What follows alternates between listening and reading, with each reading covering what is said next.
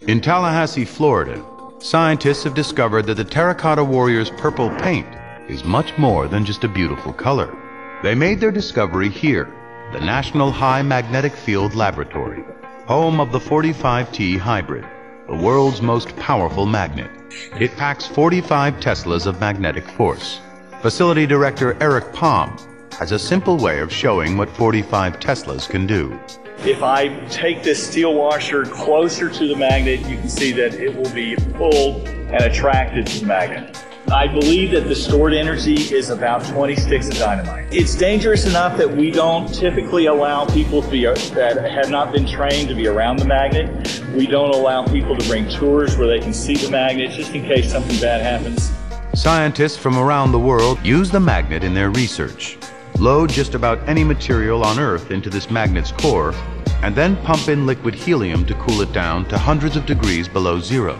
The 45T hybrid's power will force the material to reveal its hidden physical properties. In 2006, Suchitra Sebastian and Neil Harrison put a few flakes of Chinese purple into the magnet's core and saw something astonishing. Inside the magnet, the molecules of Chinese purple became a single magnetic wave, a unique state in the world of quantum physics. The team dropped the temperature even further, and the magnetic wave lost its third dimension, separating into individual two-dimensional planes, a discovery that might change the world. Because studying shifts from 3 dimensions down to 2 could help make better superconductors, and better superconductors could mean more efficient magnetic trains, lower electricity bills, and faster computers.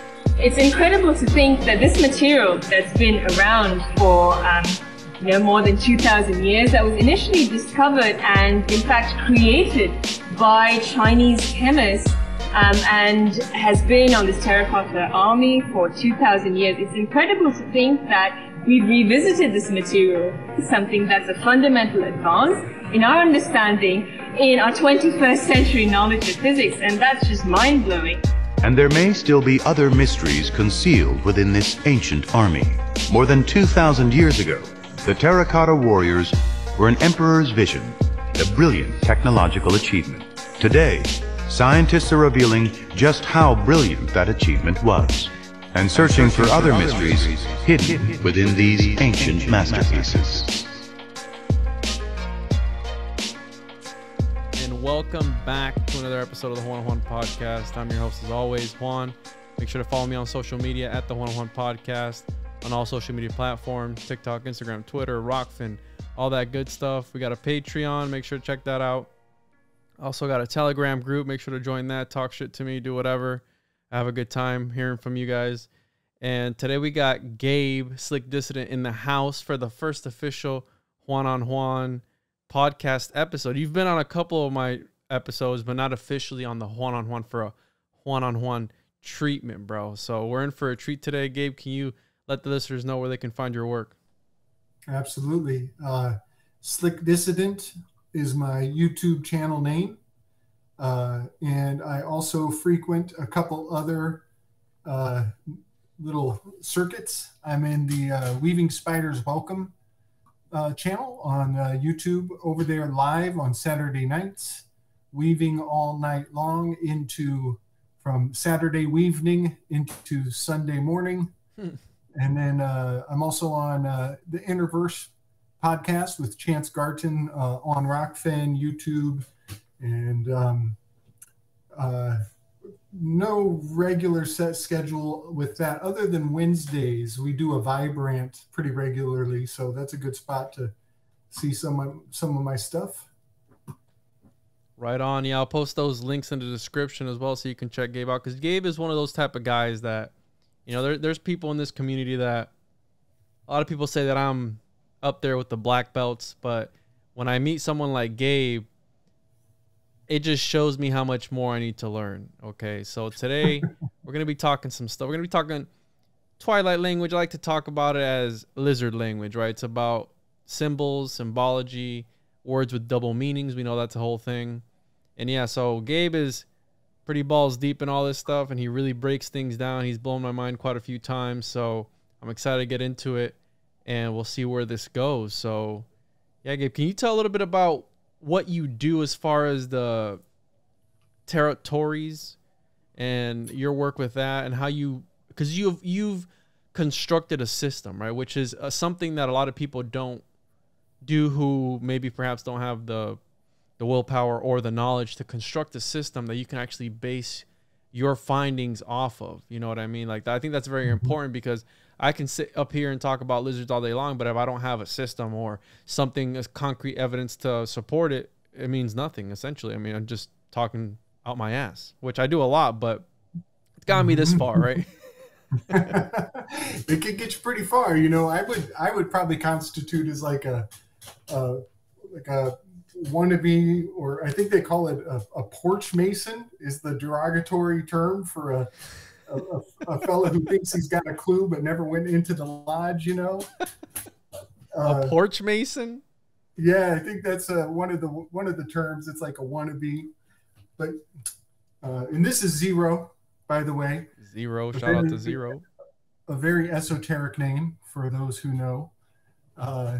So my learning experience started one day when I was inspired by the basic tools of the Masonic order, the compass and the square. And so I just started doodling, very like inspired, like there was something inside of me needed to come out. And so I started to, you know, just trace your standard circle shape and then dissect it into the zodiac, the 12 stations of the zodiac, which a lot of people would probably consider this tropical astrology. And so, and I have it here. This is the image that I manifested that day. And I, you know, put the 12 stations together, and then slowly over time, I would just add more meaning and more layers and more substance to those, to that zodiac, as I was gaining knowledge and affluence in that system in general. And still to this day, that's kind of my master key. That's why it's on the front of my notebook for easy access when I need to, you know, draw from, you know, what station has what significance in relationship to the stations around it. And so eventually I went from the zodiac to learning about the tarot cards. And it was the 22 cards of the major arcana in particular that were speaking to me, because they, many of them have, I believe it's 12 of them, have a solid relationship to stations of the zodiac. And the remaining 10, you could say, are the Fool card plus the 9 planets. Mm. So that, so I worked the 12 stations of the tarot cards into this zodiac. And I realized if you're going in a sequence, if you're following the numbers 1 through 22, they actually fit the other 10 into this key. So it's like a keyhole and a key. And when I put them in and it all locks in place, the next thing I know, the doors of my mind opened up and I'm seeing things on a whole new level.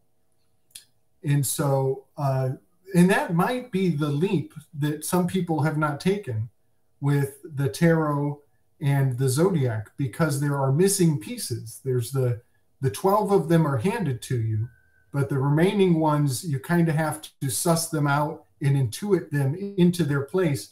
And it's not that complicated. You just follow the sequence.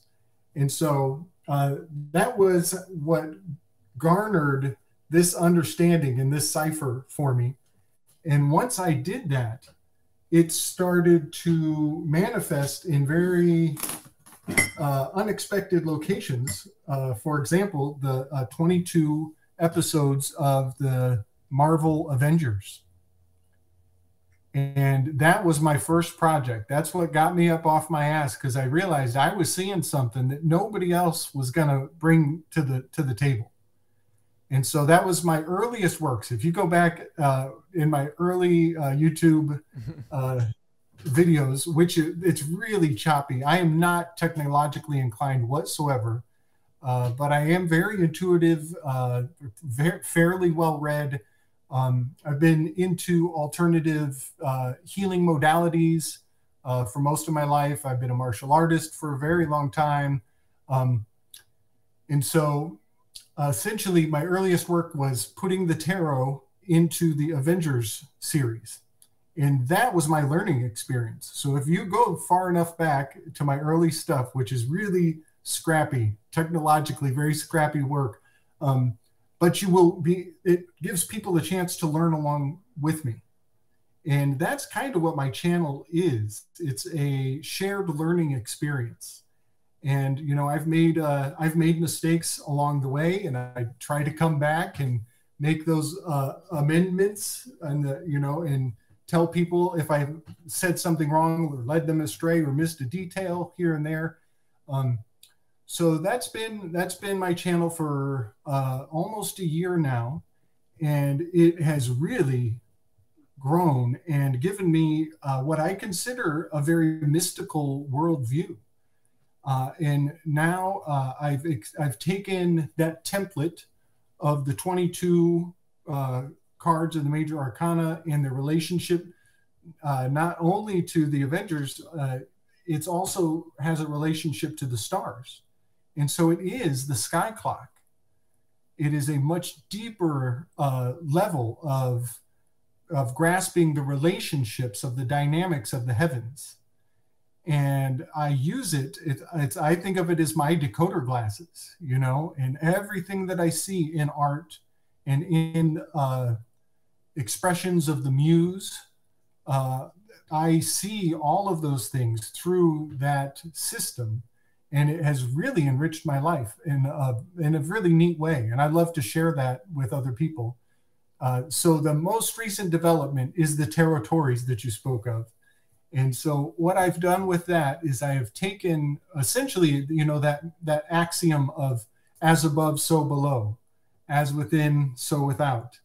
It has a biblical correspondence with the phrase on earth as it is in heaven. Mm-hmm. Is yet another way of saying the same idea. And here we are, we're dabbling in nested meanings. There are so many ways to apply those phrases. Yeah, and here's the thing with all that, and you said the 22 episodes of the Avengers, you said, is that a comic series? Is that an animated series, or what is that? That's Marvel. That's the whole Marvel Avengers. So it's... starting with Captain America. He is the Fool card. He is he is the beginning of the tarot deck, and it cycles through. It jumps around because the story comes out in non-chronological order. So you can't just flow through the movie the way they hand it to you. You have to use intuition and symbolic literacy to cipher out how all of the 22 standard, starting with Captain America going to End Game. There are 22 episodes, and each episode has a lovely fit into the major arcana. And have you listened to that Grant Morrison presentation? About chaos magic? No, R-A-T? No, Grant Morrison. I don't think so. He did. I'll send it to you. He did this chaos magic lecture, I guess you could call it, a presentation in front of a bunch of people, and he was talking about how he put a bunch of hypersigils in his work, in his comics, and everything that he wrote in his comics would come true, would come to life. So yeah, I'm sending you the check it out. It's 45 minutes long. If you can get past his very strong accent, there's a lot of good stuff in there. He was pretty much talking about everything that he did, like, similar to Jack Parsons and the Babylon working ritual. He put all these hypersigils in his series, The Invisibles, and everything that would happen to the main character that was portrayed after him would happen in real life. So if the character, would get a girlfriend, he would have a bunch of women show up that looked exactly like the character from the show, from the comic book series. And we're talking about DC, like huge. He does a bunch of different shows. He's a producer. So these are people up high, in the lizards, right? That's who I like to call the lizards, even if they are actual lizards or not. And as of lately, I've been getting called out a lot on that. The people I just been like, hey, what do you know about the lizards? I'm like, dude, I've literally never read a book on lizards except maybe watch a few David Icke documentaries and presentations. But I started reading the Deception, I think, or Deception, Perception, whichever one of those books, and I started reading that. But anyways, check that presentation out because it's really fascinating. But they do this by design, I think, Gabe. And I mean, you put it out pretty well. We broke down the Transformers movie. I mean, that was pretty fascinating. And you also said something the other day when we were covering the Tomb Raider.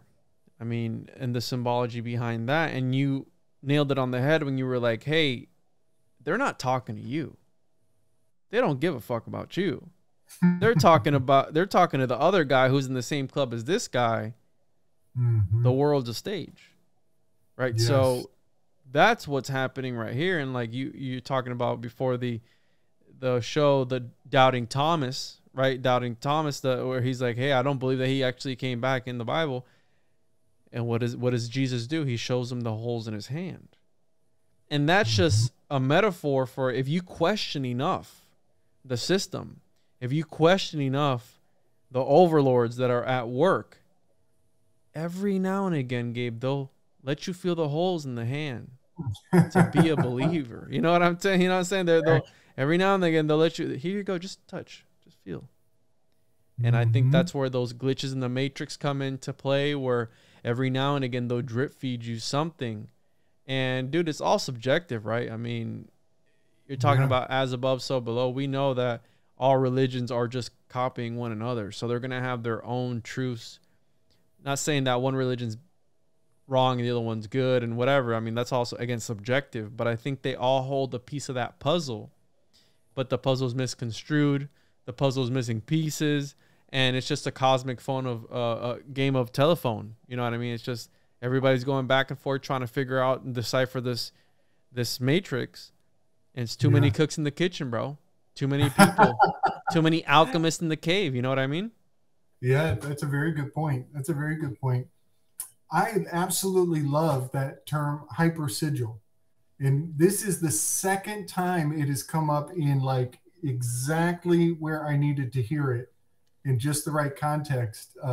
So thank you for that lead. I am totally going to track that down because I'm now realizing that you've brought it forward, that that's an even better way to articulate what I've been calling nested meanings.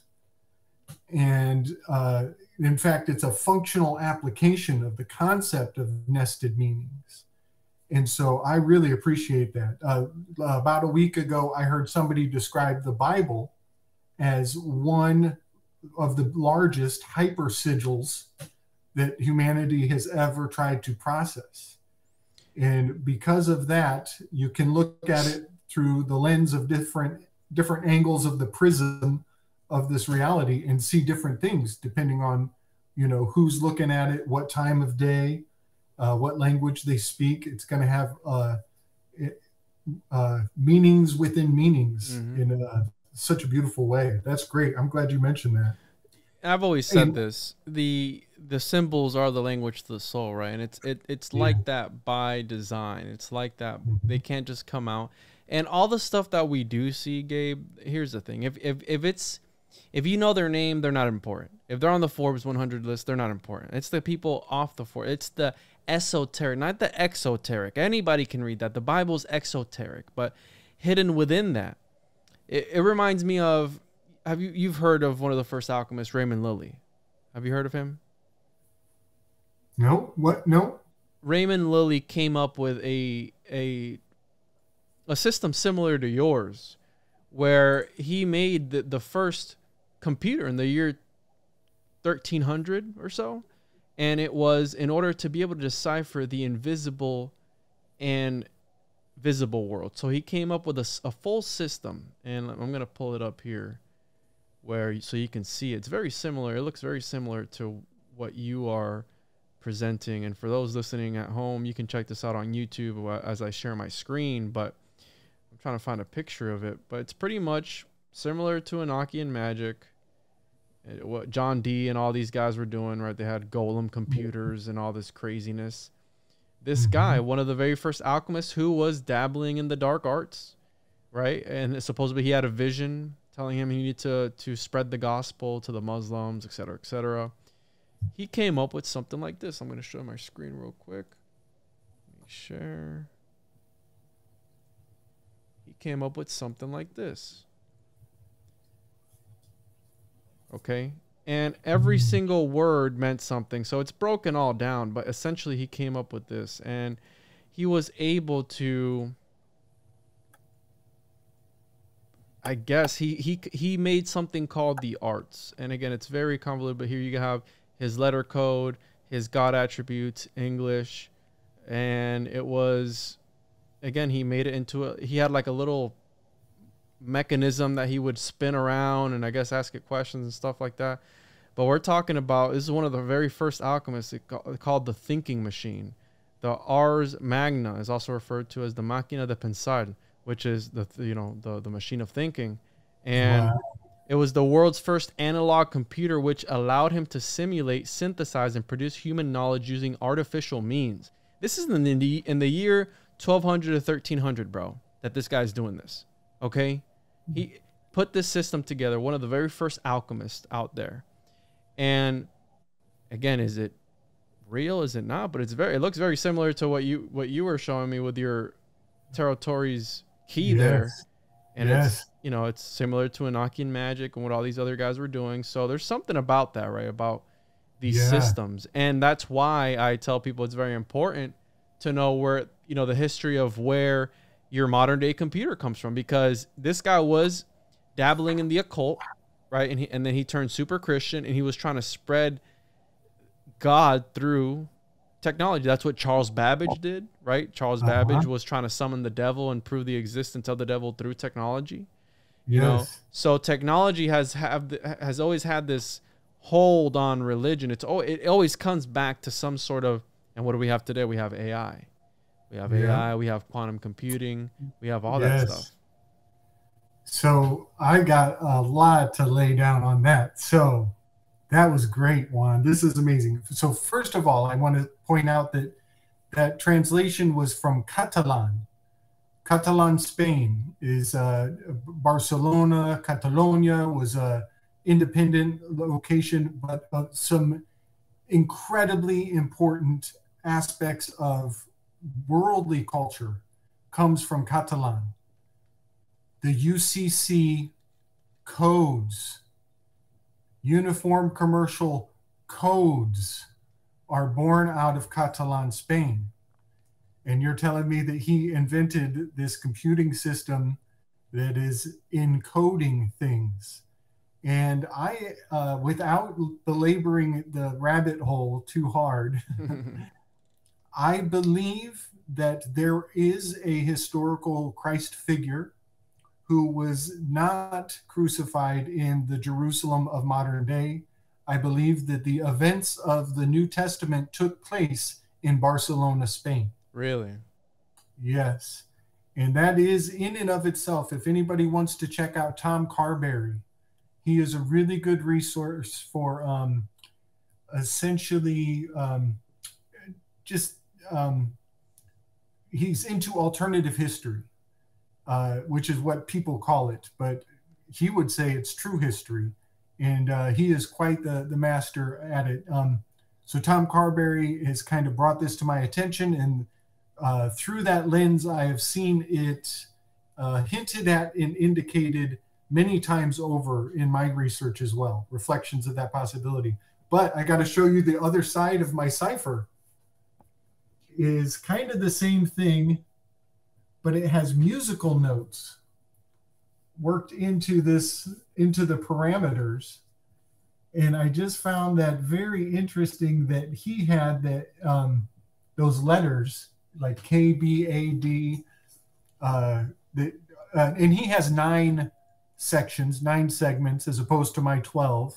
I'm gonna I have something here because I want to get a little bit into this because this is really fascinating, and this is some information I'm compiling for my alchemy episode that I'm writing out, and this is one of the founders of alchemy, one of the very first ones. It says here, very few people in history can equal to Raymon Lulli's intelligence, learning wisdom and ingenuity.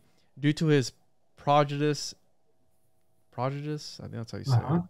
Learning, he's referred to as Dr. Illuminatus, which is Latin for illuminated doctor. But despite all of the many gifts and charisma he possessed, all he wanted was to love God, study, and convert non-believers to Christ. So he enjoyed the carefree life of a courtier to King James of Aragon until 1265, when Lulli received a vision of Christ crucified. He repented of his former life and gave up black magic and occultic studies, and he would become a secular Franciscan. I've never heard of that before. He thus dedicated himself to spreading the gospel and evangelizing Muslims. And he was a good friend of Saint Romain of Peñafort and Dunscoa. And I'm trying to find here. So they later nicknamed him Dr. Illuminatus due to his knowledge and wisdom. He wrote over 300 books and treatises in Latin, Arabic, and Catalan. And didn't you say something about Katana or something? Catalan, Spain. Catalan, yes. Yeah, Catalan on the sciences, politics, sociology, theology, logic, and philosophy. Among these books was the first major works of Catalan literature, which was Europe's first novel, the romantic novel of Blanqueria. He also wrote poetry. He also wrote Ars Notandi, Ars Elecciones, Alia Ars Elecciones. That's my Latin there for you people. It's almost like Spanish.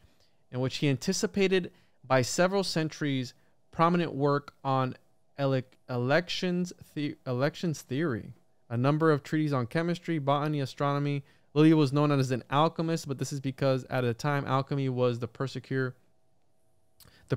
of the modern analytical science of chemistry. So we know that alchemy was like the sacred knowledge, right? It was all occultic and shrouded in mystery, and he was one of the first ones. So in 1305 he published his Ars Generalis Ultima, or Ars Magna, the ultimate general art, which was originally intended as a debating tool to convert Muslim invaders in Spain, Portugal, and Northern Africa to the church through ineluctable logic and all-encompassing reason.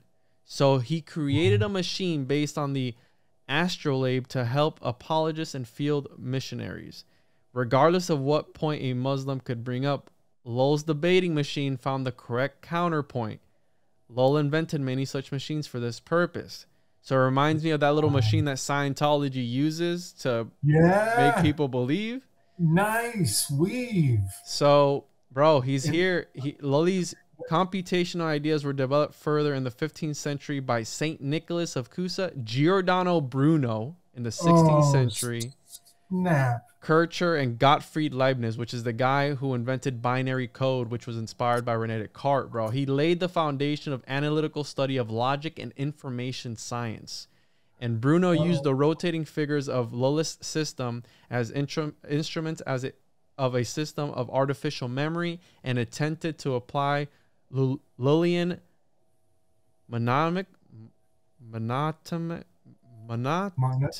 techniques.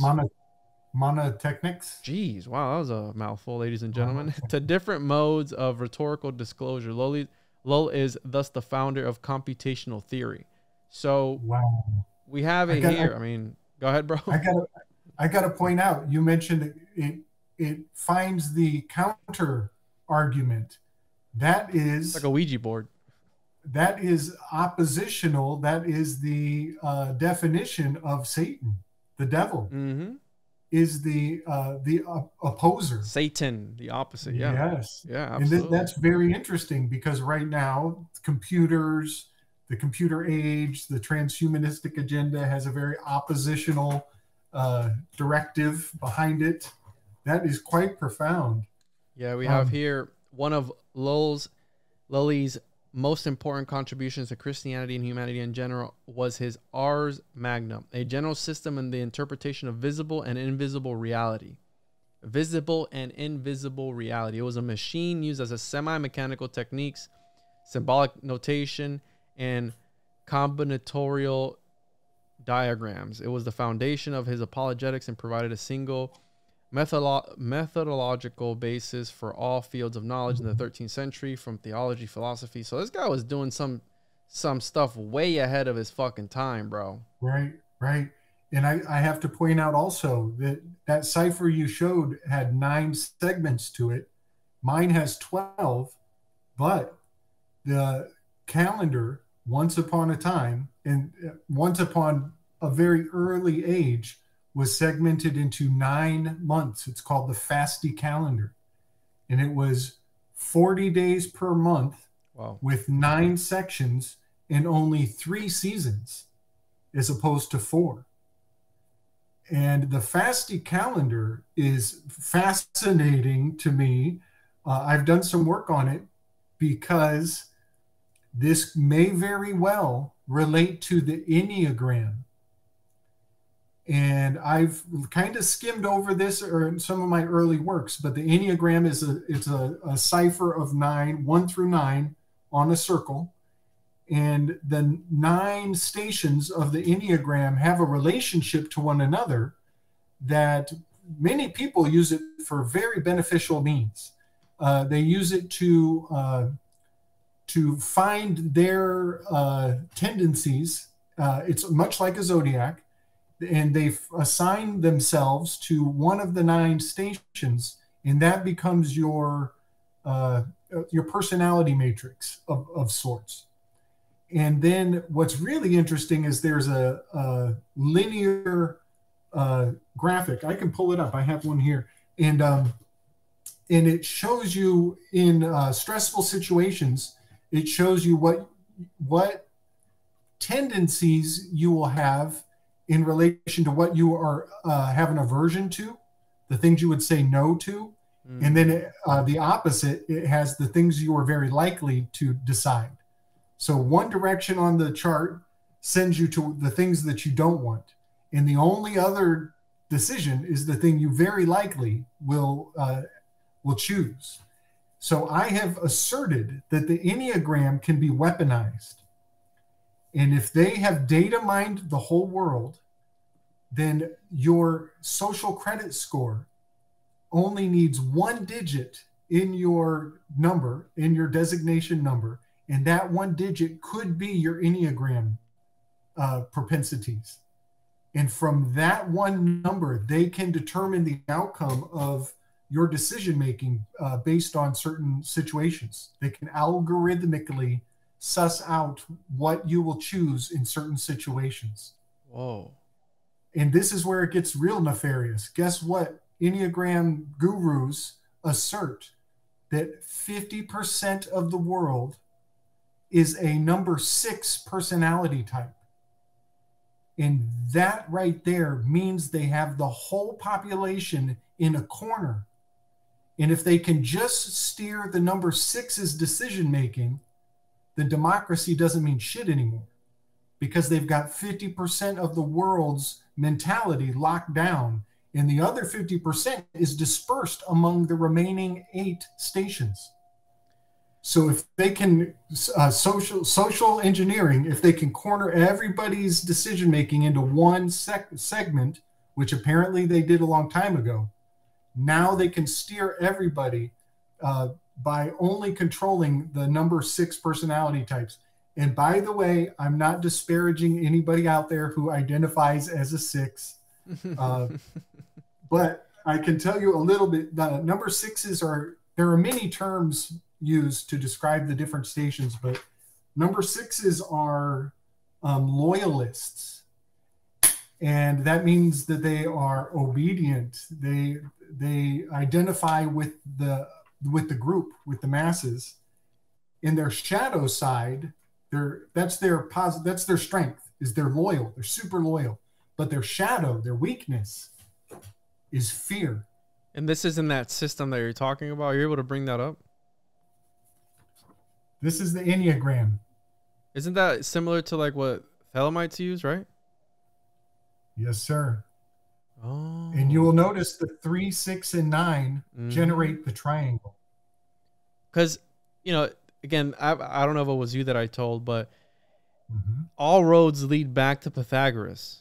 I mean, all is number, right? And we use number in every single thing. And we use it as a quantitative thing, as a quantitative aspect of something. But it's how I mentioned in another podcast that I was doing, where in school, they're teaching us about theorems and about equations and about all this stuff, but they don't teach us what it means, what it signifies. You know, the Pythagorean theorem, people use it all the time.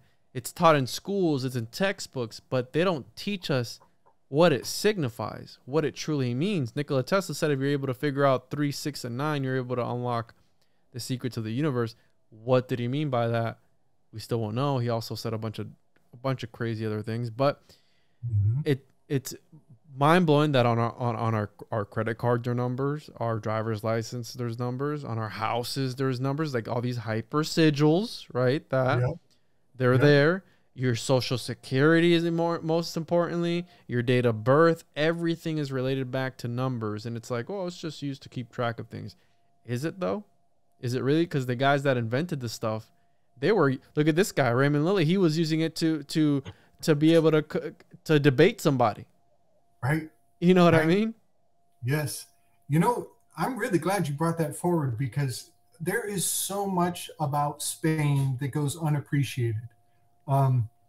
First of all, the Jesuit order was founded in Spain. People think, when they hear Jesuit, they think Italy. And that's classic Jesuit maneuvering. They love to give you that decoy to send your attention over here while the hands pulling the strings are elsewhere, right? Another thing that has come to my attention regarding Spain is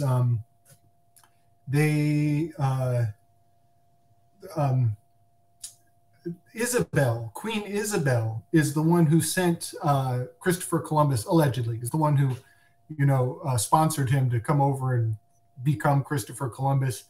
And something very telling is hiding in plain sight in that name. And that is the word Cybele. And Cybele is a goddess of castration. And for those of us who take pride in acting civil and acting tame, who are loyalists, those of us who are a number 6 are a classic mark for the Kybelian influence. This is a fun weave. This is really good. So these are just some tidbits that I've picked up along the way. What was the name of that thing that you brought up? So I'm sorry. Is the Enneagram. It's a Enneagram. And when they say all roads lead to Rome, so many people think about Italy.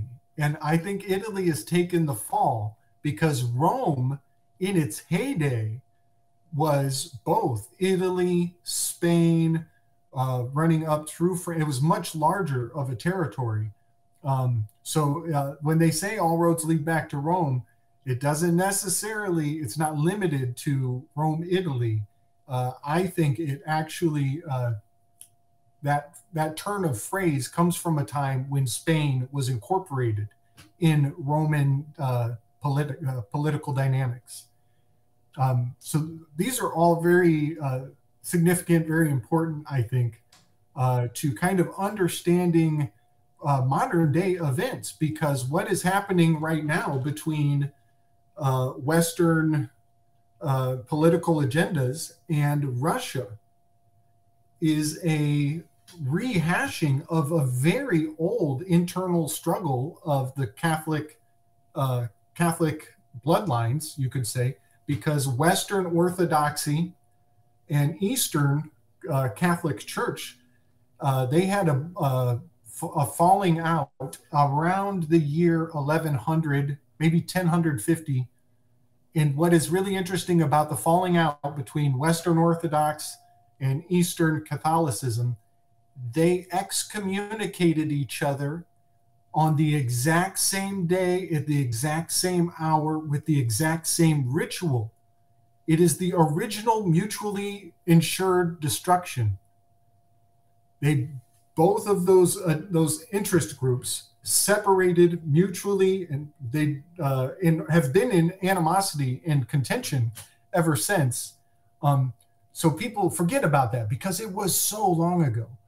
But right now, what is happening in Ukraine is very likely a falling out of that agreement to disagree that they made 1,000 years ago. One time, I think you made a video on it because you're talking about how separation of territories, right? Separation with and I don't know if you did make a video on it I don't think you did actually put it out. I'm not sure. You can correct me if I'm wrong. You made a video on how the borders signify certain things, right? Signify, it could be occultic, whatever it is you want to call it. But I like the way you broke it down to where like every single conjunction between states is precisely put. I was watching Breaking Bad with my wife the other day, just rewatching it because she had never seen the show. And one of the main characters goes to the four corners, right? She flips a coin to see where it lands within the four corners. And I'm going to pull this up because as soon as I saw this, because you're talking about the division, right, between territories and how they use these sort of things. And ever since you put that out, I 100% believe that the borders that we're seeing are put there for occultic means. Now, if you look at the four corners, bro, I mean, if this doesn't look occultic to you at all, I mean, I don't know what will, but just the way this is laid out, you know what I mean? Yeah. And it's the only area that's like this. Right, there's certain, we know about ley lines, we know about the 33rd parallel, we know about the 41st and all these other different parallels. Yeah, man. Yeah, that is a Templar cross, to be sure. It is like you were saying. I've riffed on this before. That is the only boundary in the United States that is a perfect T-square, that is a perfect cross. All the other boundaries on all the other states are either a T shape generally or a Y shape generally. And those are those are characteristics of a cube. So all the other states are a T or a Y. So when you take a three-dimensional cube and you look at it, you can only see either two sides or three sides. And so you'll get a yod or a T shape. And the four corners it's the only one. It's unique.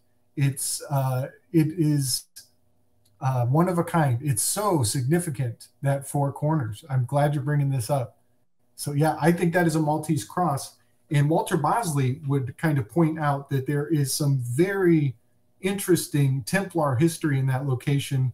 May have to do with the tribe of Dan, the Tuatha De Danann, and the sword of Joan of Arc and the missing Ark of the Covenant. Wow. In the States. In the States.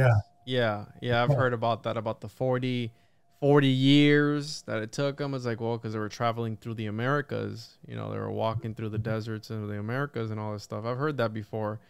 And how close is the 33rd parallel to this area here? Because it's very close to the 33rd parallel, I think, right? Or is the 33rd a little bit lower than that? Yeah, I think it is pretty close. Now that you're mentioning it, I've always wanted just like a quick graphic or a map with all of the parallels, so I could quick reference that. But yeah, you're right. That's very close to. Maybe. Oh, can I see it again? Yeah, I'm gonna. Here, I got the 33rd parallel pulled up, and it's very close. Oh, nice. Yeah, it's very close. Look at the 33rd parallel right along that bottom. Okay, it's right here. Oh, I should have guessed this. That means the four corners is the 37th, which is that is the dividing line. How did I miss this in my own work? That is the dividing line, or very close to the dividing line. There you go. 37th. Bingo. Oh my gosh. Aliens on the 37th parallel, cow mutilations. Yeah, man. 37th degree parallel is so profound and so significant. So in my territories work, that is where I've taken the stations of the heavens, and there's my map. That's the one I use. And I've put the tarot, the zodiac down onto the map of the United States using the 37-degree parallel as my equinox line, as the center horizontal line of the zodiac. And then I start looking at the state icons, the state logo, the crests, the flags of every state, and even the mascots of the sports teams. And guess what happens? Every location falls into either its zodiacal symbol or its tarot card symbol. And so that project I call the Tarot-tories. You know what else is very close to the 37th parallel, bro? The Golden Gate Bridge? Where Parsons did the Babylon working ritual. He did it in supposedly the Mojave Desert. And, I mean, that's kind of close. I don't know exactly how close it is, but it's very close through there. And, I mean, after that, you have Roswell. You have all these crazy UFO sightings. And, dude, I mean, I went down a rabbit hole the other day with the 33rd parallel. And that is wild. You know, like all these buildings that cross the 33rd parallel with 33 floors. That look like temples. They look like stargates. Most of the states that run through that 33rd parallel, they have the death row. They have death penalty. Right. So it's like this occultic. And dude, you know, the whole thing about the occult, right? I mean, and the esoteric and all this stuff. A lot of people choose to ignore it, but maybe it's how much of your work, Gabe, do you think is like confirmation bias, that you think that you're just making these things up and projecting them to make them come true? Do you think you have some aspect of that? Because I feel like once you start looking into it enough times, you start to believe it at a certain point. Mm-hmm. And this is neurolinguistic programming. I mean, they give it to you over and over and over and over again subconsciously, and you're able to take those ideas and adopt them as your own, you know? Well, that's a great question. That's a good question. I would say a lot of it is confirmation bias, but it's confirming a fact that I believe in, and that is that everything is everything. And all things are connected because we are all here. We are all one. We're all part of this experience, the shared experience. And so a lot of what I use, what my bias is, I try to use standards as my bias. And as long as it's a standard, then I can say it's objective. It's an objective truth. And so what I'll take is facts, like established facts, and correspond them with other completely established facts. And by doing so, I stay too far outside of the realm of speculation. I consider my specialty is the second hermetic principle. The second hermetic principle, and that is correspondence. And that really is where I try to keep my focus in things that correspond with one another. And so, and that's what we're doing right now. We're looking at these standards, the strings of the latitude and longitude lines, and seeing what they objectively correspond with.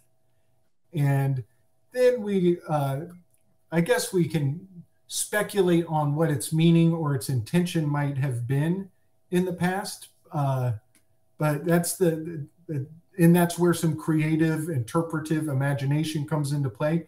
But the more frame of reference you have, the more body and substance you can fill in those blanks. I think of people with your and my worldview as people with a very large, healthy fruit tree with thick branches going in all directions.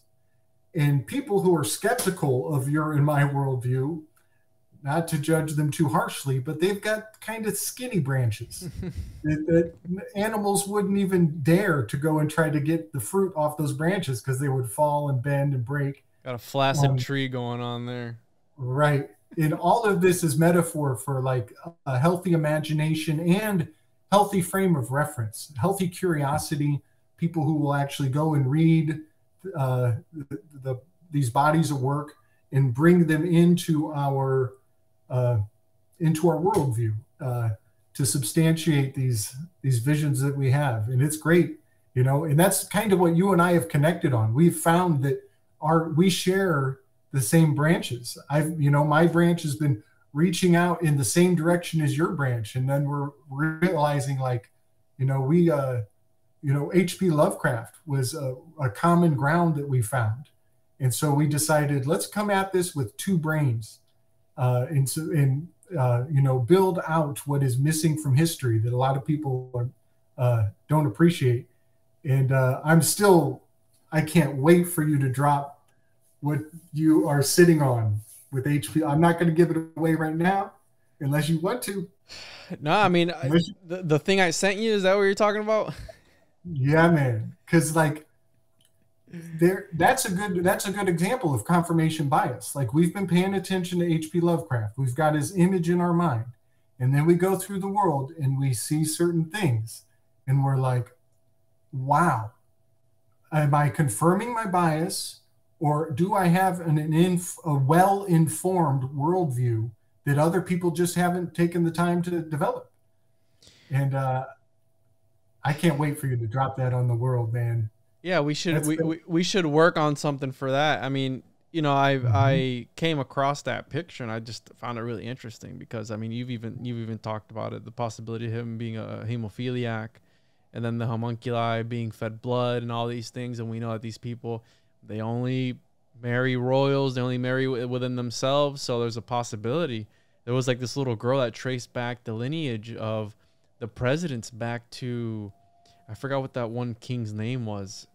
Vlad the Impaler. Was it Vlad the Impaler? Was it the guy who wrote the Magna Carta? I think it was. Who was that? I should know that. Let me see. Magna Carta. You got it? Yeah, I got it here. Yeah. It was by King John of England. I think that was a Runnymede near Windsor on June 15th, the year 1200. I think it was this guy. Anyways, there was this little girl that was doing some school project, and she related all the presidents back to one guy. Their lineage is connected by one guy. And, we have in Abrahamic religions that man comes from one man, one woman. So what's to say that these lizards, right, the elites are using these same systems? I mean, that's it goes back to that. It's always, if you're doing research in history, I don't care how scholarly you get, you always come across the occult. You always will stumble across anyone who says otherwise. They're full of shit. They're always doing research into whatever stupid theory. I didn't see anything occultic. Well, it's because you weren't looking hard enough. You know what I mean? Like if you look hard enough, it's gonna be there. And that's the problem with this. And you're talking about worldviews and seeing ideas and all this stuff. I like to look into interesting aspects of things and really deconstruct it and see what else I can dig up from. Because, dude, it's like watching The Matrix. If you Google every single one of their names, you're gonna come up with something. You're gonna go down a rabbit hole because it's all symbolic. Whenever you come up with a crazy theory about Parsons, you know what I mean? Like whatever. Oh, he was friends with so-and-so. It's like, well, look into so-and-so and see what he was into. But then you stumble across the guy that he knew that somebody, whatever. They're all interconnected in some way or another. And that's where I bring forth these crazy ideas. And I'm able to connect all these crazy rabbit holes because I don't think it is a coincidence that they have people literally by the name John Parsons working at CERN. You know what I mean? Yeah, man. There's guys, John Parsons. That one episode of, what was that one show? The Big Bang Theory. The dude's name was Johnny something or other, and the other guy's name was something Parsons. Like Johnny Parsons, come on, dude. Like they're not gonna put it out to you in black and white. They're gonna make you work for it because that's why it's esoteric. It's not exoteric for a reason, bro.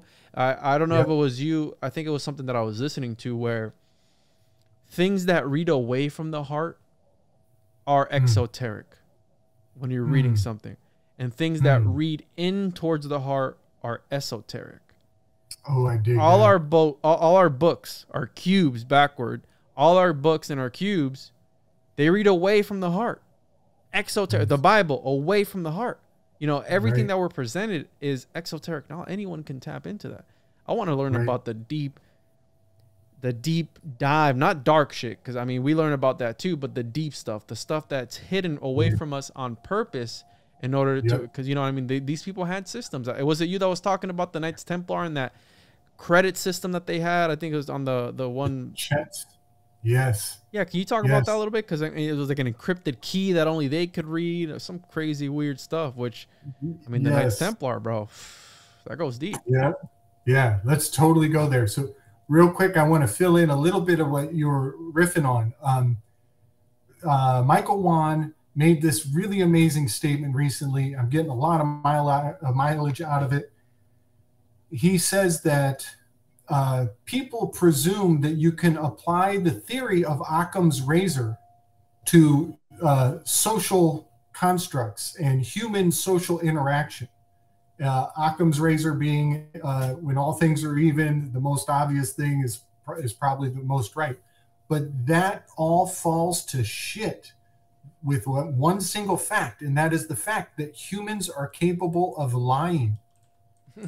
And because humans can lie, Occam's razor has no dominion in the jurisdiction of human history and interaction. Occam's razor applies to the animal kingdom. It has no place with humans because we can lie. And then one more quick fact to riff on that. The reason why other people didn't find out that all the presidents were related was because other people were operating under a false pretext that family lineages were preserved in the masculine, in the paternal bloodlines.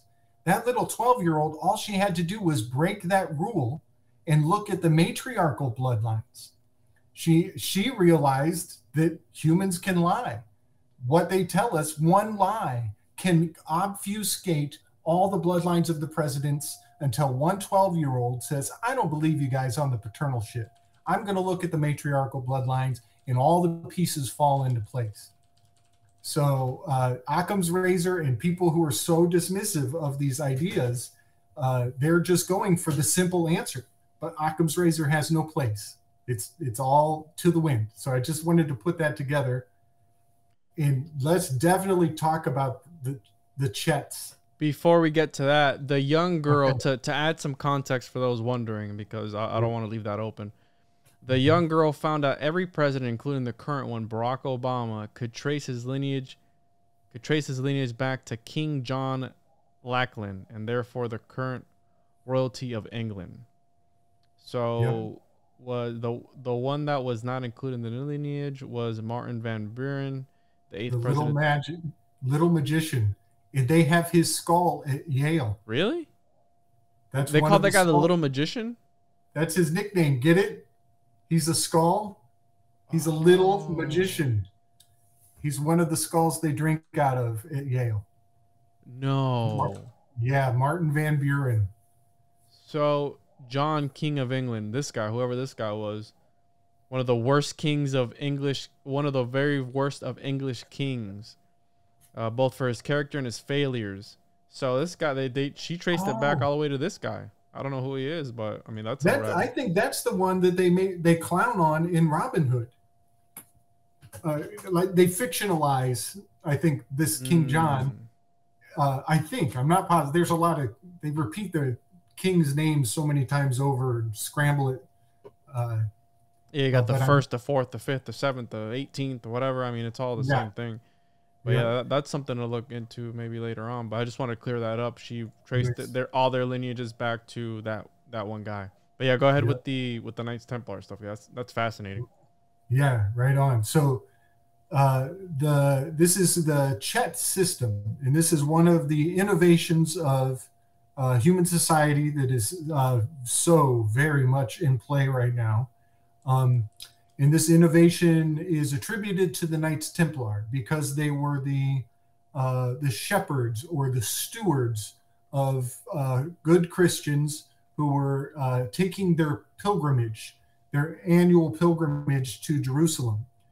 And we are told in the modern day construct, they are pointing at the Jerusalem of modern day, at Israel, and saying this is where people were going to take their pilgrimage, and the Knights Templar was protecting them. I would assert, I believe, that actual pilgrimage was taking a route to Barcelona, Spain. And so when they talk about the Knights Templar protecting the pilgrimage to Jerusalem, I think this is an old Jerusalem that fell right around that time that Lulli was coming into play, around the 1300s. That's when they had a huge purge. There were conversos and Muslims and religious wars kind of scrambled history in a major way in that location. But my theory is supported very heavily by the fact that Spain was so filthy rich. They were filthy rich. And I believe a lot of that is because that was the location that the pilgrimages would lead to, because people wanted to go to the holy grounds where the New Testament events took place. Oh, I got you. Yeah. And what was the name of that system? How do you spell that? It's the Chet, Chet, maybe 2 T's, the Chet system. And so this system was essential. So what would happen? So that you didn't have to go on the highways, on the roads, carrying all of your worldly belongings, gold and valuables, to do so would make you an easy mark for bandits on the roads. And so instead of taking those things on the roads and drawing out all the road pirates, instead what you would do is you would give your valuables to the Knights Templar, like a pawn shop, and they would take your valuables, your gold, and give you an encoded block of wood. A credit card. The original credit card. You got it, bro. The Chetit card. It's the Chet system. And this block of wood has kind of some standardized information on one side, and it has also on the back side, or some people say it's actually that it's 2 pieces of wood and they lock in place like a puzzle piece, and that the one piece that comes out is malleable and it can have alterations done to it along your path. And so you would go from your home location and you would get onto the highway, and along the highway, the Knights Templar have hostels, hospitals, hospitable locations that you can go and stay and find refuge and food and resources along the way. They're all approved. They all have the eco-friendly Agenda 2020 seal of approval, or Agenda 2030 seal of approval on all of the hostels along the road. And when you go in there and you get your food supplies, things you need, then they make a little alteration to your Chet. But the alteration is encoded, and you're not even allowed to see how the code works. But it tells the next station that you go to how much resources you're worth, what your value is. And this is completely in play today, not only through your credit cards, this is also in play with your driver's license. And so when you slide that driver's license out the window and put your entire value into public purview, that's giving joinder to the public. You're no longer private now. You've put your graven image into the public purview. On the back side of the front side of your driver's license is public. You can read it. You know what those words mean. The exoteric information. Bingo. The back side of your driver's license is all in codes. It's got a bar scanner. It's got a magnetic strip. It's got a bunch of wavy, funky symbols, holographic shit on there that you cannot read. And that Knights Templar knight in shining armor, he's going to take your driver's license. He's going to go run it through some system, some machine that speaks a language neither one of you even speak. And he's going to see what you're worth. It's your social credit score. It's been in place already. These people are talking about, be afraid of the future. That's progressivism. They're not realizing that we made these mistakes a long time ago. And the answer is in the past, to a large degree, reforming the mistakes we've made in the past. People keep us focused on, oh, don't let them come in, bring the transhumanistic agenda. It's been here for a long time. New World Order has been in place for a long time. So that is crucial. Understanding private and public is quite crucial. Almost everything is public for the most part. It dominates, like you were saying, the esoteric or the exoteric. Exoteric, that's public knowledge. Is the public. But it's that private side. That's what secret societies were all about. They were generating a jurisdiction of privacy. And that's what that's the real treasure coming forward is going to be privacy. It's going to be decentralized exchange of information. And I think of those as the two pillars on a Masonic tracing board, which is symbolized by many other, it's like many other nested meanings to that. But public and private is paramount to understanding the way that the realm actually functions. And it goes back to those checks. I don't know if it was with you or with Charlie. I did a podcast before ours with Charlie Robinson. And, cool. And we were talking about how they're able to predict what you're able to do. And I think you said something about that earlier in the episode as well. And we have this with the AI, right? They're able to, when you're suggested something in your ads, right? When you're scrolling through social media, a lot of the times it's because all the time it happens to us when we talk about something that pops up on our phone, right? Oh, they're listening in to us. No, they've gotten that good at predicting your behavior that they're able to present it to you before you're even able to think about it. Or when you think about it, boom, it might be, hey, your phone might be listening to you right now. Who knows? Probably 100%. But it's that predictive programming that they're able to tap into. Like how you said, this data has become such a hot commodity. And I think today's vampires, the modern day vampires, are these people who are thriving off of your data. We have Mark Zuckerberg, right? Where I showed you that picture next to H.P. Lovecraft. We have this conspiracy that H.P. Lovecraft might have been a vampire. Well, they're doing the same thing. They're hungry for your data. Give us more, give us more, give us more, so we can sell your data to who? We don't know who they're selling it to. Oh, just big corporations. How many times have they not been fined billions of dollars, which is just a drop in the bucket for them, because they sold your data? They're hungry for it, and they thrive off of it. And again, it's this system that's been created, and it's like a vicious cycle. And dude, the Knights Templar, they help create. I've been called out on this before, where they didn't create the banking system. They sure as hell contributed to the modern day banking system.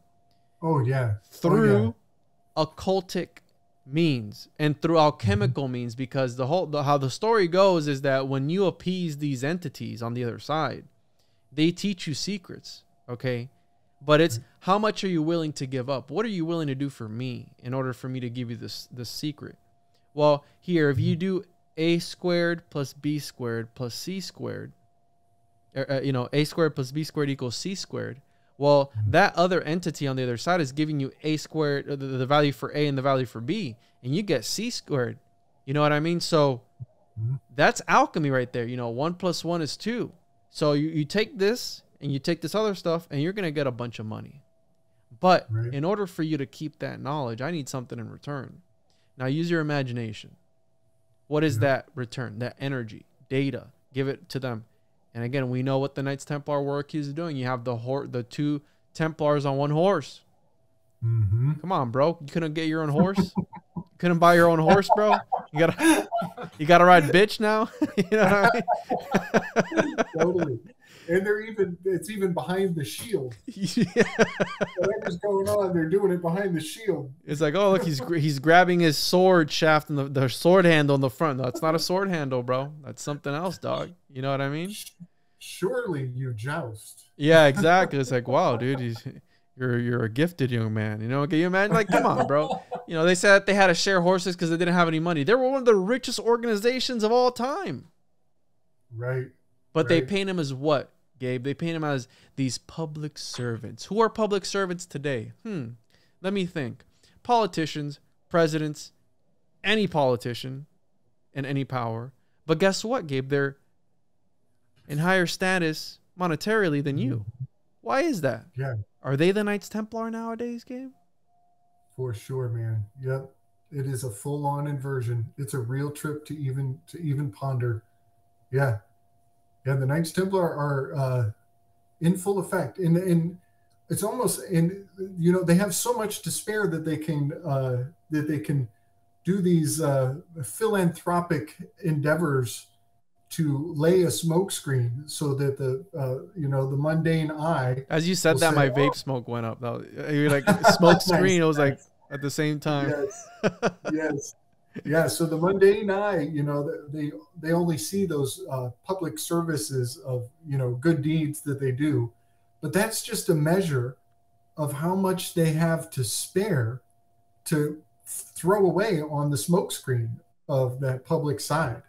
And what they're actually doing in the private is the kind of shit that'll get Bill Gates kicked out of India for the rest of his life, you know, under the guise of philanthropy. It was, I think that meme, I don't know if you've seen it floating around, where it's like, I'm more concerned about Bill Gates buying up all the land versus Elon Musk buying up Twitter. Oh, nice. Because Bill Gates is one of the largest landowners in the United States. He's buying up all these farmlands and all this stuff. What for? Yeah. You step down from Microsoft to do philanthropy, whatever it is that you're trying to do. There's a reason why he stepped out, so he can dedicate his energy and time to something else. What is it that he's planning? Who knows? Yes. Yeah.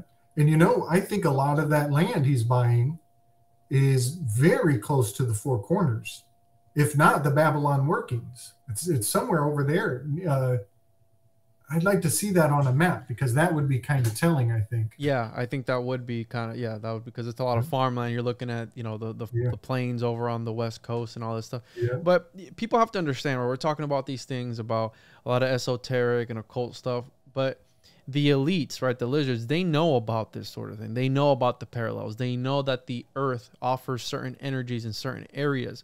So I was talking about this last night on Lighting the Void, where Joe was going on about how could these occultists of back then do the things that they were doing? How could they, you know, do all the crazy things that they were doing? You had Crowley, you know, he's at the forefront of occultism. Like, he's going to always be the Mac Daddy of occultists, regardless of what all the obscure and dirty things that he's done. But I go, you got to understand that the whole thing with alchemy is, number one, they were never going to get close to the actual truth because they weren't purified themselves. Now, that's subjective, because purification could be, you know, I've also heard the theory that you can be so evil that you purify yourself through those means, that you become divine through being evil. Okay.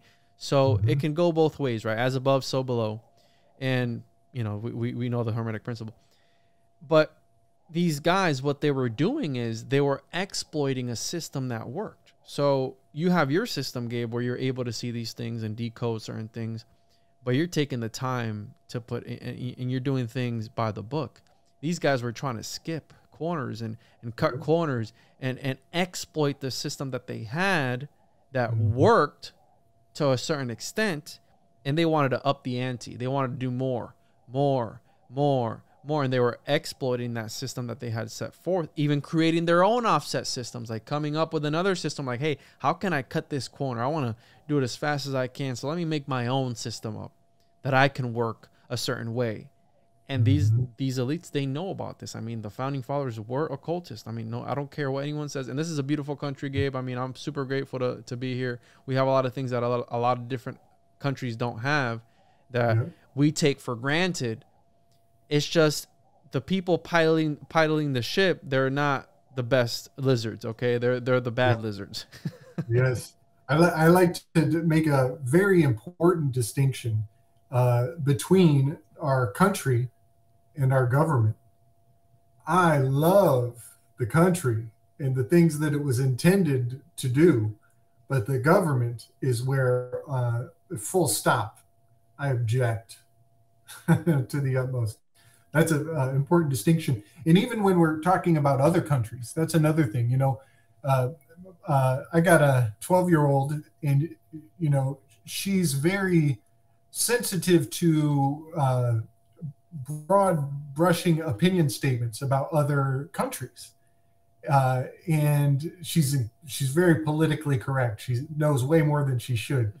But I had to make that distinction with her. I had to say that when I talk smack on China, I'm not talking about Chinese people.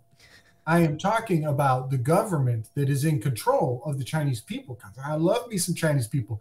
Your dad's a kung fu mofo. I love Chinese culture, Chinese medicine, Chinese food, all of that. But it's the government. So that's just a very important distinction to make sometimes. Yeah, no, it is, because you have to be able to separate the two. And I agree with that. I never actually heard it put that way, and I like the way that you put that. But, it's I always tell people that these politicians, that they're deified, right? They are worshipped. We're back in Egyptian times, Gabe, where we're worshiping our politicians. The pharaohs were kings on earth. There were gods on earth. The same thing it is now. It's like the land that they walk on is sacred. You know what I mean? You have the White House, right? The White House. No one can go there. It's a forbidden temple. You can't go in there unless you're part of the club. You gotta show your credentials to get in there, whatever it is. But these guys in power, they understand that there is something more than meets the eye, like Transformers, and they're exploiting the system.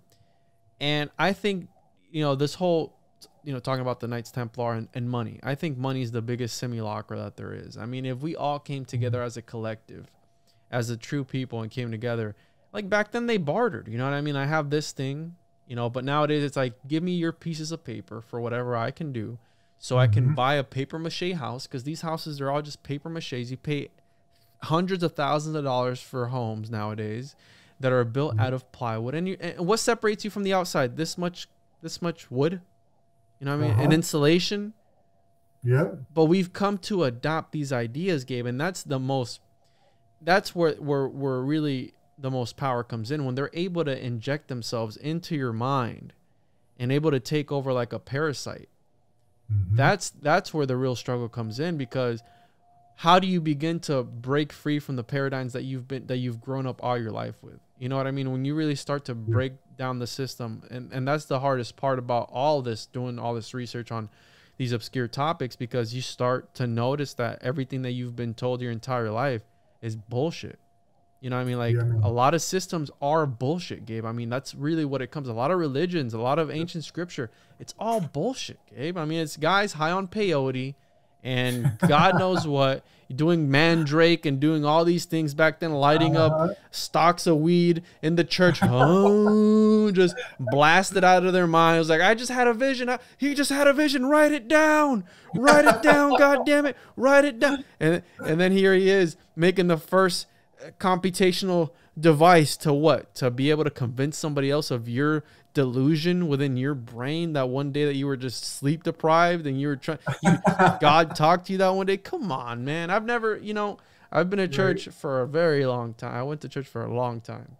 Very long time. I played guitar for over 5 years at my church. I went to juvenile centers to perform for the juveniles. Dude, I did it all. There was a time where I was traveling around Central Florida playing for money, guitar for money at different churches. I've seen it all, dude. A Pentecostal, Baptist, all this stuff. You know what I mean? Catholic, everything, bro. I've seen it all. Yeah. And never once did I ever, dude, feel like these people, like this presence, the Holy Spirit. Oh, the Holy Spirit. She's dancing around and doing all this crazy shit. It's the Holy Spirit. Is it really, though? Like, when they would pray for you, the pastor would push back on my head, like trying to knock me back. Because the Pentecostals, they faint when they're being prayed over. And I always remember, bro, I would be standing there and the guy would be trying to fucking push me back, and I'm like pushing forward. Like, what are you doing, bro? Like, do they? You know what I mean? They're hoping the power of suggestion will compel you.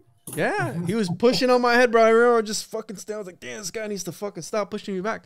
Because that's all it is. Because when you get into a crowd, and what I mentioned earlier, no part of like an actual idea right? If you have facts, quote unquote, some way or another, there's always some metaphysical aspect to it all. And the reason I say this is because in Gustave Le Bon, The Crowd, which is he's the father of social of crowd psychology. He was a social psychologist, and he wrote this book in 1895 about the psychology of crowds.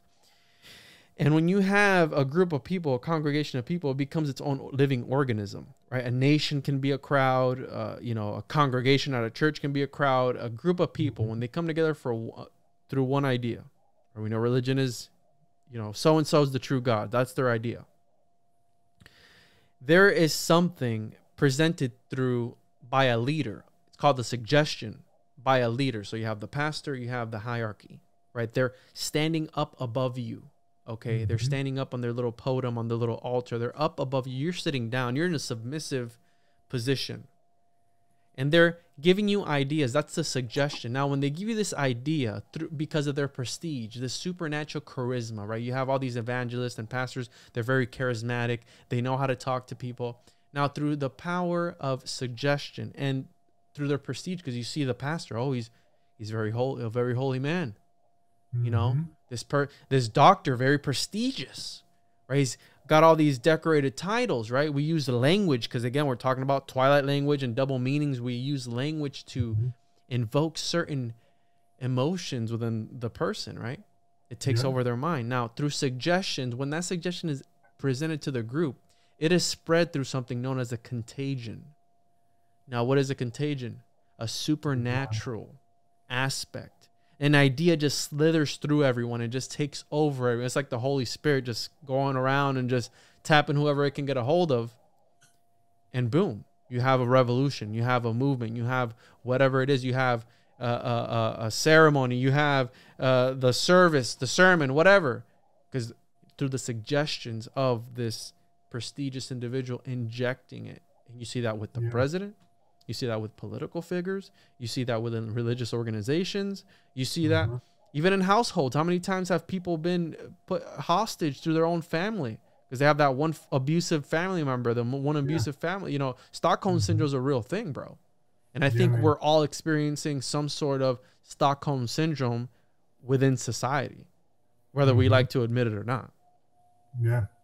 One aspect of that is probably in that book is the color of white has very powerful hypnotic and suggestive power. And the reason for that is that and this is why a hypnotist will refrain from blinking. They will lock in to your eyes and they'll give you that beamy stare, like Rasputin used to do. And I think Barbara Bush used to do this. And all these people who have studied hypnotism, they will lock eyes and they will give you this wide-eyed, beamy stare. And what that does is that it conveys trustworthiness. And the fact that they're not looking around or hesitating, it has that suggestion that this is something you can trust or believe and agree with, that keeps you open. You're open to suggestion because you will mirror their behavior. And so this is easily transposed onto the white color of the priestly garb, but also the lab coat of the scientist, the lab coat that the doctor wears. All of these aspects of cleanliness, they all convey transparency and trustworthiness in a very major way. And it also relates to the white gloves of the Masonic Lodge, which I think we've talked about a little before, that hails back to the clean hands doctrine of equity. But it has to do with karmic absolution and being pure of intention.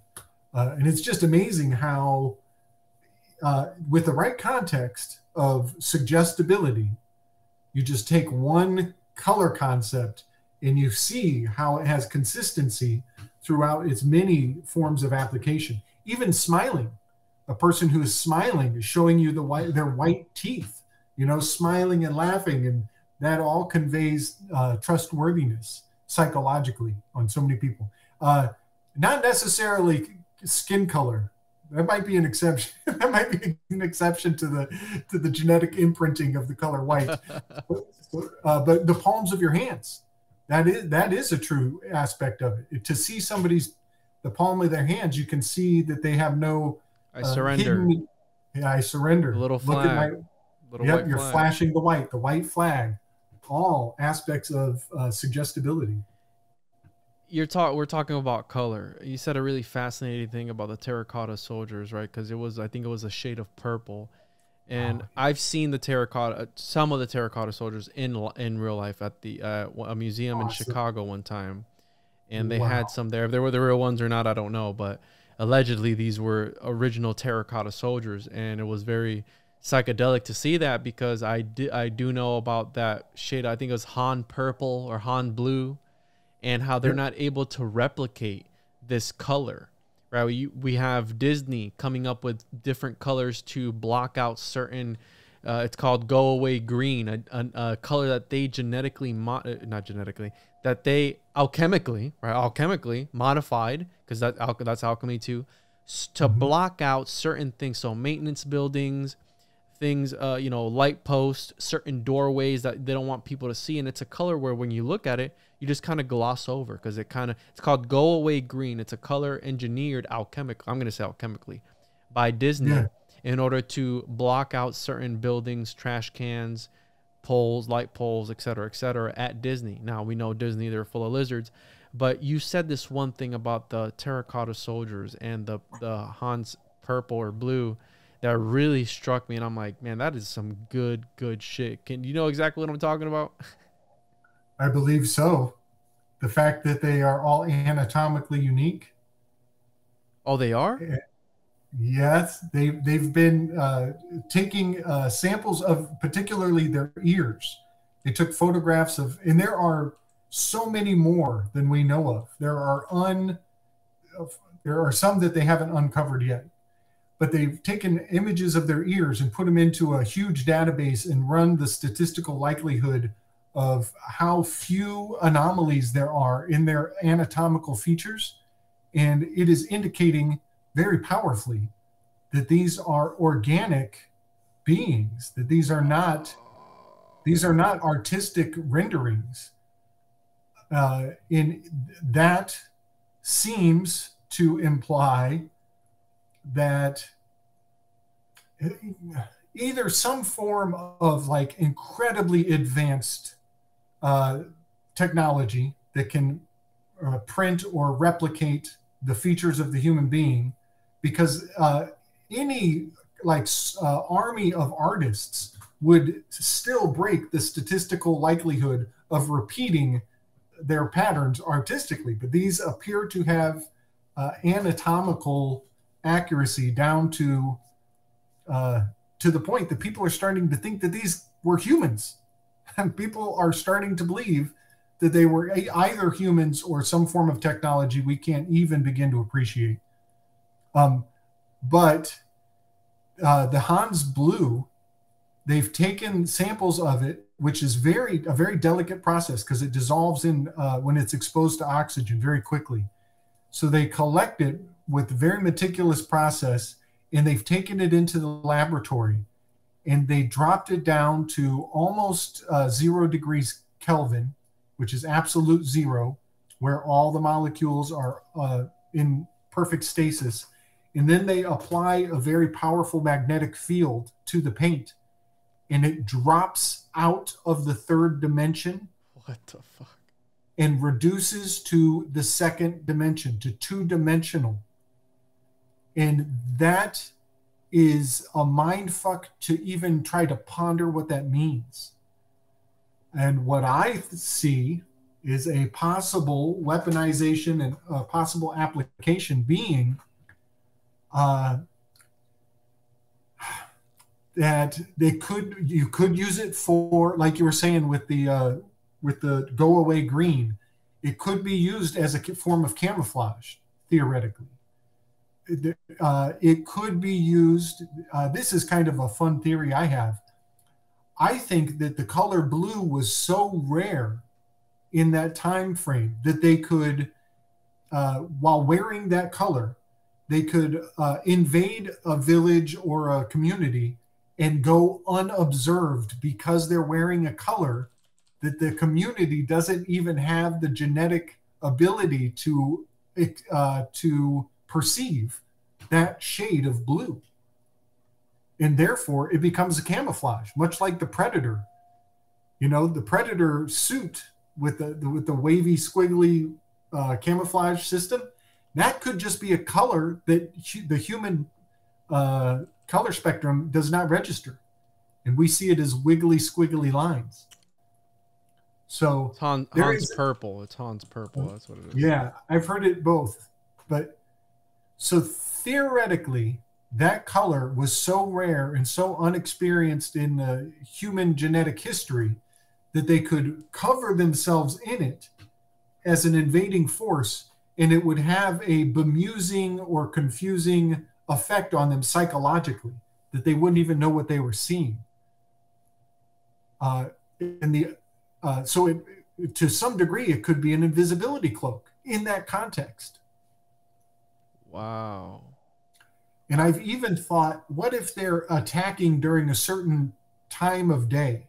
What if they strategize their approach to the village from a certain direction in relationship to the sun, such that the angle of the sun hits their armor and causes this psychological jarring effect to stun their their opponents?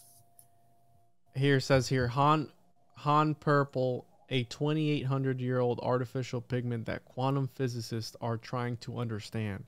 So yes, quantum physicists don't even understand it till this day. Okay. Yeah, man. The theory that you're talking about, right? How it's able to transcend dimensions, literally. I mean, it's a backwards engineering of what these guys were trying to do, right? We talked about Raymon Lulli, how he was trying to interpret the visible and invisible world, right? Through these sigils and all these words, right? Using different sort of magic. I mean, that's what it really is.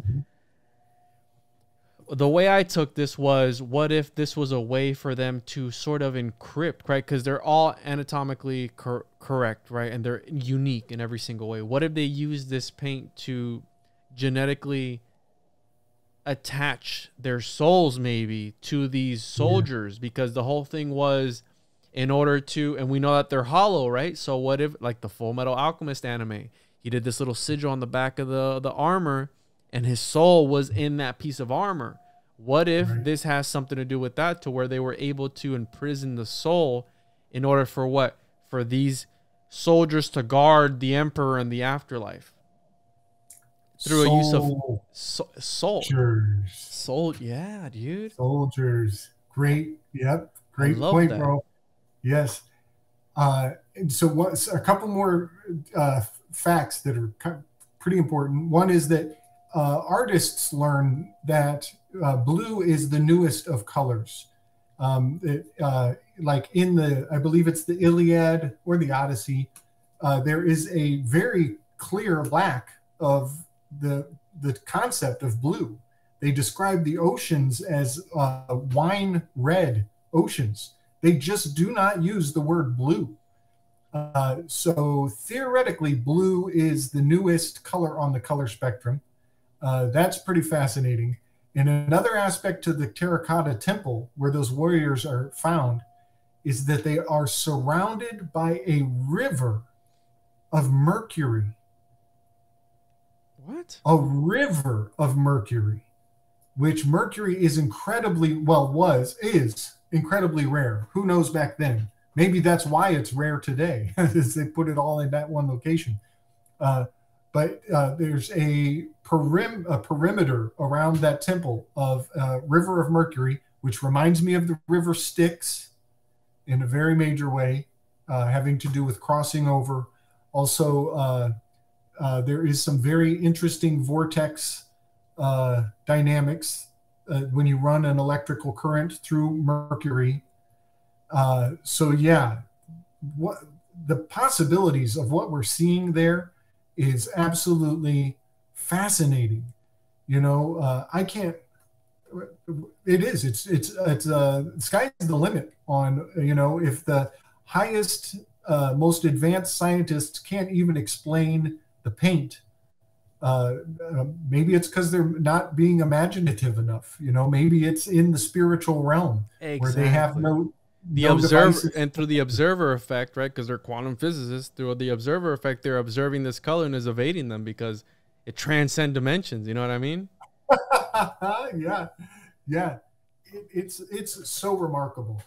And I have heard that there is a large amount, like a larger percentage of the terracotta warriors are still covered than there is. Like they say 10% is what we're looking at, and there's 90% still to be discovered in there. Whoa. That's a lot of soldiers, bro.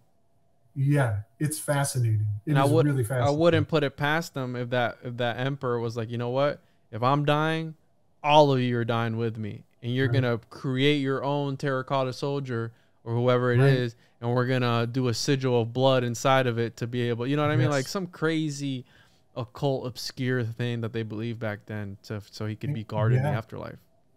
And consider the fact that they're all in the military, they have like a demographic that they'll target. They'll go into a village and they'll say, any able-bodied man who is able to fight, that's your target. Don't kill the women and children.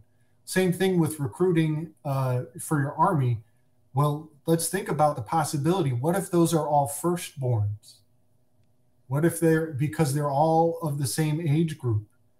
And so that might be, go back to some, Judeo-based, which is where Hebrew and Hindu culture brush elbows very tightly.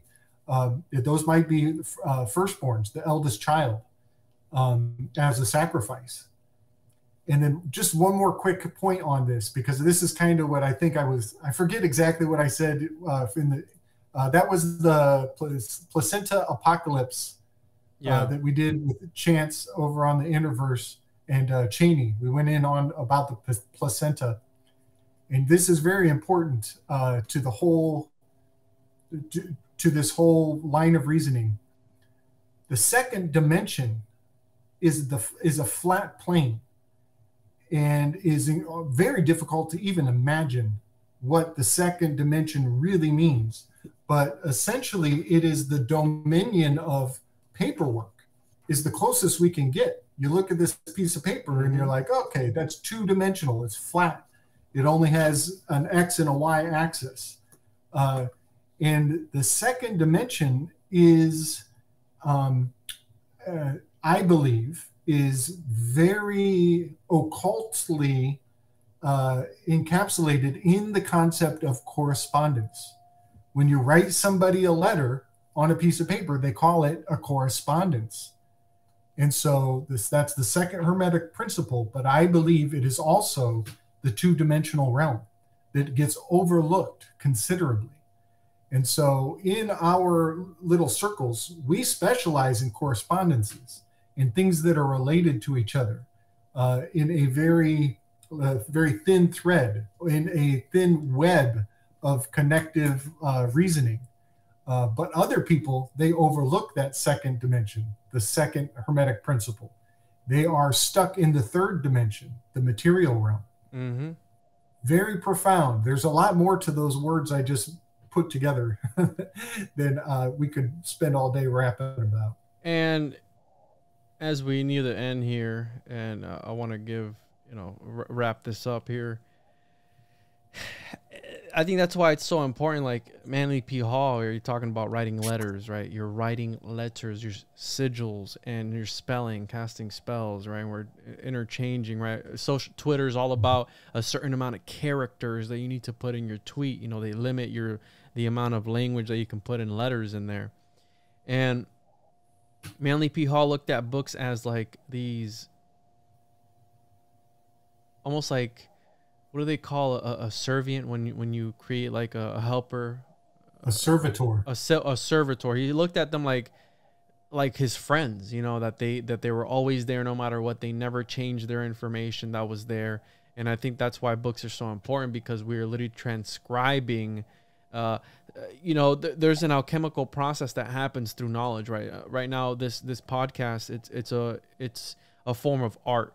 And the alchemist, right, the actual philosopher's stone, which is ourselves, you know, we are the philosopher's stone. We are the only true beings who are able, other than God, who are able to change something from one form to another. And the reason I say that is because we're able to take information, we're able to take food, right? When we eat food, we're able to break it down through digestion and take an apple and extract the vitamins from that. Now, that's true alchemy. When you take one form of something and break it down to another. Scientists and pharmacists and all these doctors of today, they're only modifying things, right? If you have a certain dis-ease within your body, they're just prescribing you a certain chemical in order to correct that imbalance within you. They're not creating something new. They're not curing your disease. They're only suppressing it or making it go away for a certain. That's why people in remission, you still got cancer, but it's in remission. You know, it's shrinking, but it's still there. No matter what we try and do, it's probably we're gonna try and cut it out, but you got to come in every 6 months to get checked out because you might still have it. So alchemically, they're not able to change what was it, lead to gold or copper to gold, right? And they're only able to substitute or alter. Now, as a human being, as the philosopher's stone, you're able to intake information that's otherwise metaphysical in a sense. It's in the aether. It's in the ether. And you take that, and what we do with it, we output a completely different thing. We output art, you know, literature. You know, we're transforming those ideas into other things. You know, you can paint a picture. You can talk on a podcast. You can do whatever it is through that intake of, it's not just what food you eat. It's also what you're listening to, what you're looking at, you know, who you're talking to, who you're hanging out with. Because, you know, dude, if you hang out with enough people, their auras start rubbing off on each other and you start becoming who you hang out with. You know, they say that people, if they hang out long enough, they start to look like each other. I mean, that's Kundalini, bringing forth a biological change within yourself through, you know, other forms of meditation or whatever it is that you want to call it, the feathered serpent. And to add on to this subject of the blue, I have here the All-Seeing Eye, the very first issue of Manly P. Hall. And dude, I love these journals because they're just full of so much information. And this is the volume 1, number 1 in 1923. And there was something that really stood out to me. The blue Krishna, right? Because we're talking about, you mentioned the color blue. In picturing the Christ child of India, Sri Krishna, the blue lotus, we find that he is always painted as having a blue skin. Now, let us consider briefly the reason for this rather unusual symbolism.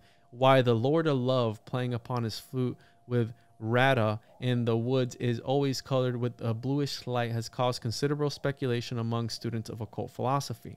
And this is where it gets good. The reason for this is said to be that blue is the symbol of the Father, the highest of the 3 primary colors. All great spiritual workers are said to be under the protection of the Father, or as the East would say, enfolded in the cap of Brahma. This blue spiritual wall, which divides the great ones from men, is symbolized by the Oriental by coloring the body of Krishna, the incarnation of Vishnu, the second principle of the Indian Trinity, as a pale blue color. So, again, and he goes on, but the color blue. And I was on with Thomas when I was reading this, and since he's he does graphic design and all this stuff, and he's an artist and he does comic books and stuff. He said that that there are certain colors that you said that they project light instead of take light in and reflect it back. They actually illuminate light outwards. And and he told me that the original colors were like off-white, yellow, and like blue or something like that. Some other color like that, like the actual colors that were supposed to be to like really captivate you. And I go, but wait, why did they put red, green, and blue on or what are the colors of the TV? Is it red, green? I think that's it. Red, green, and blue, right? They put certain colors on our TVs that we've grown up with this in our entire lifetimes. Again, and he was telling, I have to get it from him again. It was on one of the occult book clubs where he really breaks it down, but he blew my mind because I'm like, dude, they intentionally suppress our abilities through this technology that they put forth, because RGB has always been like the main thing, but he was telling me it was some other colors, the one that are actually the ones that are supposed to like output whatever it was. And I go, Well, there's a reason why they put these colors in our TVs, and we see it everywhere. I mean, if you look hard enough, it's all a bunch of red, blue, green, red, blue. Maybe that's how it works, but I don't know. I take that as another thing, bro. Whenever I see something, I look at the opposite. Because, I mean, these people are up there doing some shady shit, and they're just trying to control everything. So maybe it's the confirmation of bias in me, but I don't think so. I think it's done by design. Oh, yeah. And, you know, there's definitely that aspect of true blue, you know. It's kind of part of a very old way of seeing it. But I guess that relates to the sky, you know, on a clear day. And that kind of hails back to the whole thing about white, meaning purity of intention and transparency. You could probably make the same case for blue, for the sheer fact that the sky, the open heavens, are founded in that color. That's interesting. And remember, they use cymatics, right? And they use sound. And also on another episode we talked about how people in cathedrals, right, they have the stained glass, how they would hear sounds differently within the cathedrals and see light differently within those cathedrals. So we know that color has an effect psychologically as well. And that's how you were saying about the white. Yeah. Yep. And the you know, Homie Romy has a lot on this, but the acoustics and the effects of the acoustics, and then you combine that with the musical application, and I would even say certain languages, like, you know, they changed the Catholic Mass. I forget what year, but, you know, it's no longer in the original language. And I do believe, you and I have touched on this a little bit in the past, but, you know, I believe that the old root languages and old Latin, it has an effect on us that we've lost appreciation for. And it is still in our words, but when you take those root tongues and you put them to music in a controlled environment, it reminds you of the glory of the American experiment. Yeah, I played guitar today for the first time in a little while, and Nice. It was just, you know, I was like, man, it's beautiful, you know what I mean? You just flow with the music and just, you know, make chords and do all this stuff, and it just really brought me back. I'm like, man, you know, brought forth this appreciation for the arts and music, you know, and actually composing something. And I just, you know, I just relate that to how you said all this has a psychological effect. It goes back to Pythagoras, Gabe, where Pythagoras said we need to be the I think the lutes or something in order to attune to the music of the spheres. Now, what is the music of the spheres? He said, if you are able to quiet your mind to a certain level, you are able to hear the music of the spheres. But then he also said that only he could hear the music of the spheres. So maybe Pythagoras, was full of shit, but I'll leave you guys with that there. Nice. Gabe, this was fascinating, man. We covered a lot of ground on this one. We talked about a lot of things. I mean, shit, we went all over the place. We got Terra-tories, nested meanings, Raymon Lulli, which I encourage you to check that out because that's really fascinating. The esoteric, exoteric, hermetic principles, sacred knowledge. We got the Knights Templar in there, secret societies, all that good shit. And could you let people know where they can find your work once again? I'll post that in the description, Gabe, because you are fascinating. I love your work, and keep up the good work, bro. Thanks, my man. Thank you. Yeah, Slick Dissident is my channel name on YouTube. I am Gabriel. And you can also catch me on the Saturday Weavings. I am over on the Weaving Spiders Welcome channel, going all night long. Like I always say, take a nap, pack your lunch. We got the 5-6 hour long open forum conversation going on there. And then I'm also on the Interverse channel with Chance Garten pretty regularly, particularly Wednesdays. He's got the Vibrant over on his channel, but check us out on Rockfin and YouTube there. And that's my jam. That's where you'll find me. Awesome, Gabe. Thank you so much, man. Thank you for coming on, and have you on again very soon. Absolutely. Much love.